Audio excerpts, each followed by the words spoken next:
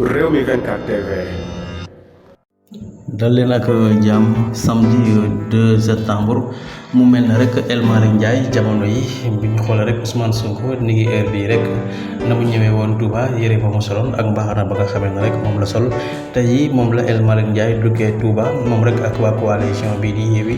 ñu gis ci ki nga xam ne rek mooy Maïmouna Bousso gis ci Déthié Fall waaye gis ci madame Aïda Mbodj mu doon lu rafet loo xam ne rek